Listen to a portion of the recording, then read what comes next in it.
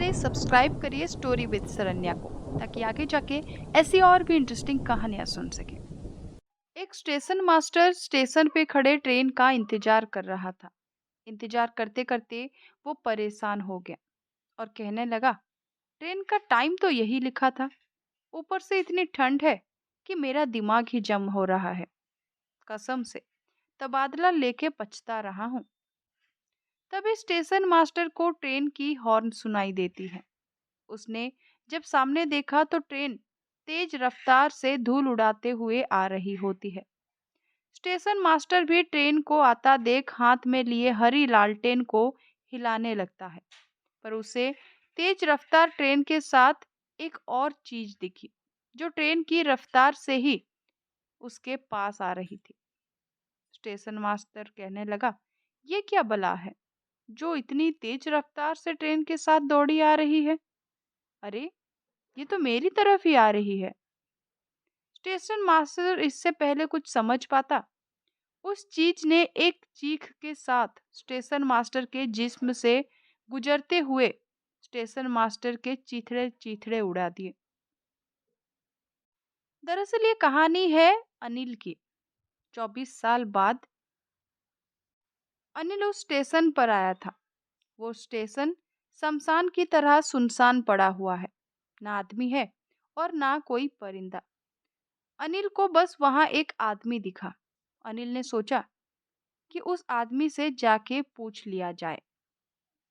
अनिल ने उस आदमी को आवाज लगाई, सुनिए भाई साहब, ये मुंबई जाने वाली ट्रेन किस प्लेटफॉर्म पर आएगी? हेलो भाई साहब, आप सुन रहे हैं? कोई जवाब ना आने पर अनिल उस शख्स के और करीब गया, लेकिन उसने जो देखा, उसे देख उसके पैरों तले जमीन खिसक गई। वो शख्स अपने हाथ को लहूलुहान कर स्टेशन पर लिखे नाम, जिसका असली नाम था भोजपुर, उसको काट कर उसकी जगह मौतपुर लिख रहा था। तभी वो पागल आदमी अनिल की तरफ देखता है और कहता है, भाग जा यहाँ से। वो वो आएगी और तेरे भी जिस्म को चीरते हुए चली जाएगी। अगर अपनी जान प्यारी है तो चला जा यहाँ से। इतना कहकर वो पागल शख्स खुद ही भाग गया कि तभी अजय की पीठ थपथपाते हुए किसी ने कहा। जब अनिल पीछे मुड़ा तो उसके सामने स्टेशन मास्टर खड़ा था। अनिल कहने लगा, एक्चुअली मुझे मुंबई जाना है। ये रही मेरी टिकट। अब मुझे पता नहीं है कि ये ट्रेन किस प्लेटफॉर्म पर आएगी। आप कुछ बता सकते हैं? उसकी बातें सुन स्टेशन मास्टर कहने लगा, अच्छा, तो तुम हो वो पहली यात्री जो 24 साल बाद इस स्टेशन से अपनी ट्रेन पकड़ेगा। उसकी बातें सुन अनिल चौंक गया। 24 साल बाद? ये क्या बोल रहे हैं आप? स्टेशन मास्टर कहता है, हाँ, क्योंकि इन 24 सालों में इस स्टेशन पर एक भी ट्रेन नहीं रुकी, और अगर रुकी भी तो उसने किसी को जिंदा नहीं छोड़ा। उसकी बातें सुन अनिल की आंखें फटी की फटी रह जाती हैं। अनिल कहता है, ऐसा क्या हुआ था 24 साल पहले, और कौन लोगों को जिंदा नहीं छोड़ता? स्टेशन मास्टर साहब, मुझे डर लग रहा है। तभी स्टेशन मास्टर कहते हैं, डरते क्यों हो? उसने अपना इंतकाम ले लिया है। अब वो किसी को नहीं मारेगी। चलो, मैं तुमको इस स्टेशन की कहानी सुनाता हूँ। वैसे भी तुम्हारी ट्रेन आने में अभी वक्त है। तो आज से 24 साल पहले यहाँ एक स्टेशन मास्टर था, मनोहर। स्टेशन मास्टर अनिल को 24 साल पुराने स्टेशन मास्टर मनोहर की कहानी सुनाने लगता है। मनोहर अपनी बेटी लक्ष्मी के साथ रहता था। अपनी बेटी लक्ष्मी को कहता है, आज फिर तेरी वजह से लेट हो जाऊंगा मैं। रोज तू ऐसा ही करती है। उसकी बेटी कहती है, पिताजी, बस 1 मिनट लीजिए, पहले आप ये स्वेटर पहन लिए, मफलर भी, बाहर बहुत सर्दी है। अगर मैं ना रहूं तो आप 2 दिन में अपनी तबीयत खराब करके बैठ जाएंगे। मनोहर कहता है, हाँ हाँ, देख रहा हूँ। तू मेरी बेटी से धीरे धीरे मेरी माँ बनती जा रही है। तू तो शादी करके अपने घर चली जाएगी, मुझे तो अकेले ही रहना है ना।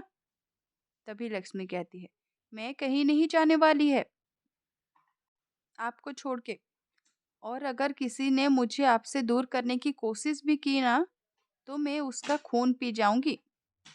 उसकी बातें सुन मनोहर हंसने लगता है और कहता है, तेरा गुस्सा हमेशा नाक पर रहता है। पता नहीं अपने पति का क्या हाल करेगी तू। चल अब मैं चलता हूँ, मेरी ट्रेन आने वाली है।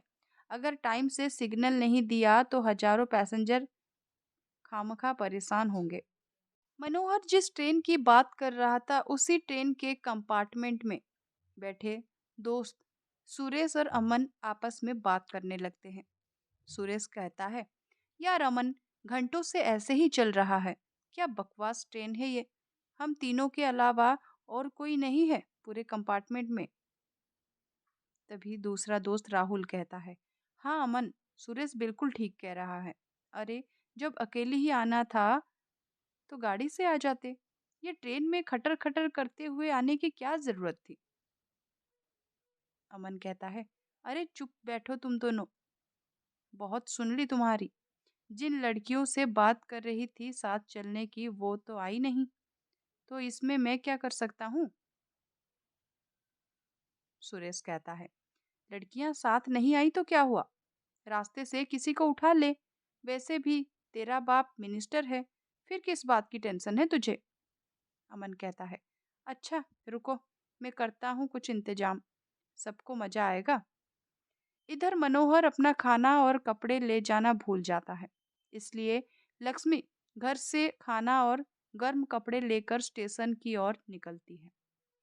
लक्ष्मी मनोहर को डांट लगाते हुए कहती है, आज फिर सब कुछ भूलकर काम पर चले आए ना। मैं ना रहूं तो पता नहीं आप अपना ख्याल कैसे रखेंगे। तभी मनोहर कहता है, अच्छा हुआ तू आ गई, बहुत तेज भूख लगी हुई है। मनोहर ने जब भूख की बात करी तो लक्ष्मी ने मनोहर को खाने का डिब्बा, स्वेटर और मफलर पकड़ाते हुए कहा, अच्छा रुको, मैं अभी पानी लेकर आती हूँ, फिर दोनों साथ खाना शुरू करेंगे। इतना कहकर लक्ष्मी पानी लेने के लिए बढ़ी ही थी कि तभी एक ट्रेन आकर स्टेशन पर खड़ी हुई। स्टेशन पर गूंजती हुई आवाज, यात्रीगण कृपया ध्यान दें, मुंबई जाने वाली ट्रेन प्लेटफॉर्म नंबर 2 पर आ चुकी है। लक्ष्मी पानी लेने के लिए जा ही रही थी कि तभी ट्रेन का दरवाजा खुला और अमन, सुरेश और राहुल तीनों दरवाजे पर खड़े लक्ष्मी को देख हंस रहे थे। तभी राहुल कहता है, अरे मौका सही है, मैं तो कहता हूँ उठा ले। सुरेश, हाँ अमन उठा ले, किसी को कुछ पता नहीं चलेगा, ना ट्रेन के कंपार्टमेंट में कोई है और ना स्टेशन पर। जब किसी को कुछ पता ही नहीं चलेगा तो फिर डर किस बात की। और भूल मत, तेरा बाप मिनिस्टर है। राहुल और सुरेश की बात सुन अमन ने दबे पैरों से लक्ष्मी को दबोच लिया और जबरदस्ती उसे अपने साथ ट्रेन के अंदर ले जाने लगा, जिसमें राहुल और सुरेश भी उसकी मदद करने लगे।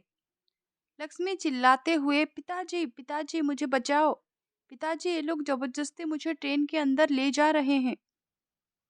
लक्ष्मी की चीख सुन मनोहर तुरंत ही लक्ष्मी को बचाने दौड़ पड़ा, लेकिन तब तक अमन, राहुल और सुरेश लक्ष्मी को ट्रेन के अंदर लाकर दरवाजा बंद कर चुके थे। मनोहर कहने लगा, मेरी बेटी को छोड़ दो, मैं तुम्हारे हाथ जोड़ता हूँ, छोड़ दो मेरी बेटी को। मनोहर अपनी बेटी को बचाने के लिए गिड़गिड़ा ही रहा था कि ट्रेन भी चलने लगी। मनोहर भी ट्रेन के साथ साथ दौड़ने लगा।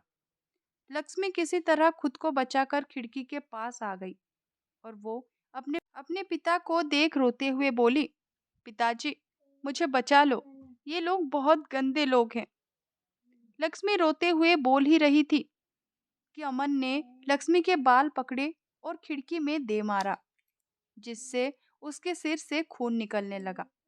लक्ष्मी के साथ ये सब होता देख मनोहर को सदमा लग गया था, लेकिन ट्रेन की रफ्तार इतनी तेज हो चुकी थी कि मनोहर का पैर फिसला और एक चीख के साथ ट्रेन ने उसकी भी टुकड़े कर दिए। अपने पिता की चीख सुनकर लक्ष्मी को पता चल गया कि उसके पिता अब इस दुनिया में नहीं रहे। उसने थोड़ी सी हिम्मत दिखाई और अमन का मुंह नोचकर वो दरवाजे पर आ खड़ी हुई और उन तीनों से कहा, जिस तरह तुमने मेरी दुनिया उजाड़ दी है, मैं भी तुमको मिट्टी में मिला दूंगी। याद रखना, मैं जब तक तुम लोगों के खून से नहीं नहा लेती, तब तक मेरी आत्मा को शांति नहीं मिलेगी। तभी कहानी सुनते सुनते अनिल सवाल पूछने लगता है, पर आपने तो कहा था कि लक्ष्मी ने अपना बदला ले लिया। उसने तो ट्रेन के आगे कूदकर अपनी जान दे दी थी। फिर उसका बदला कब पूरा हुआ? स्टेशन मास्टर कहते हैं, लक्ष्मी की मौत के बाद उसकी आत्मा इस स्टेशन से गुजरने वाली हर ट्रेन का पीछा करती है, और जो भी उसके रास्ते में आता है वो उसके चीथड़े उड़ा देती है। इस डर से पैसेंजर ने यहाँ उतरना बंद कर दिया, और धीरे धीरे ट्रेन भी यहाँ रुकने बंद कर दिए। लेकिन फिर उस ऊपर वाले ने एक इंसाफ दिखाया, और 24 साल बाद फिर से वो तीनों एक साथ इसी रास्ते से मुंबई जा रहे थे। लक्ष्मी खुशी से पागल हो जाती है और कहती है, आज मैं खून से नहाऊंगी, तुम तीनों की मौत से नहाऊंगी। आज वो दिन आ ही गया। तुम तीनों ने मुझे बर्बाद कर दिया था, मुझसे सब कुछ मेरा छीन लिया। मैं तुम्हें जिंदा नहीं छोड़ूंगी। थोड़ी सी देर में लक्ष्मी ने राहुल और सुरेश की गर्दन को उनके धड़ से अलग कर दिया, और वो तड़प तड़प कर मर गए। लक्ष्मी ने जिस भयानक तरीके से राहुल और सुरेश को मारा था, वो देख अमन की रूह कांप गई। वो तुरंत लक्ष्मी की आत्मा के सामने गिड़गिड़ाता हुआ बोला, मुझे मत मारो, मुझे माफ कर दो। मैं अपने दोस्तों के बहकावे में आकर बहुत बड़ी गलती कर दी थी। मैं अपने गुनाहों के लिए बहुत शर्मिंदा हूँ। मैं बस अपने पापा को ढूंढने जा रहा था। अगर पता होता कि तू मेरी मौत बनकर मेरा इंतजार कर रही है, तो मैं कभी इस रास्ते से नहीं गुजरता। तभी लक्ष्मी कहती है, मुझे पता था कि तू अपने बाप को ढूंढता हुआ इस रास्ते से जरूर गुजरेगा। इसलिए मैंने तेरे बाप को पहले से ही अपने पास रखा हुआ है। वो देख। अमन ने जब लक्ष्मी के नजरों का पीछा किया, तो उसे अपने सामने अपने मिनिस्टर पिताजी को देखा, जो अपनी बाहें फैलाए अमन को गले लगाने को तैयार थे। लक्ष्मी कहती है, जिस तरह मेरे पिताजी मुझे तड़पता हुआ देख मर गए, उसी तरह तेरे पिताजी भी तुझे तड़पता देखकर मर जाएंगे। अपने पिता को बाहें फैलाए देख अमन उनके गले लगने ही वाला था कि लक्ष्मी अमन के जिस्म में तेजी से गुजरते हुए निकलती है, और उससे अमन के जिस्म के चीथड़े उड़ा देती है। जैसे देख अमन के पिता की चीख निकल जाती है और वो पागल हो जाते हैं। तभी अनिल फिर से सवाल पूछता है, तो वो जो पागल मैंने देखा था, वो अमन का बाप मिनिस्टर है? स्टेशन मास्टर, हाँ, वो पागल अमन का बाप है। अभी ये सब छोड़ो और अपनी ट्रेन पकड़ो। अनिल उसी वक्त ट्रेन पकड़ता है और मुंबई शहर के लिए निकल जाता है।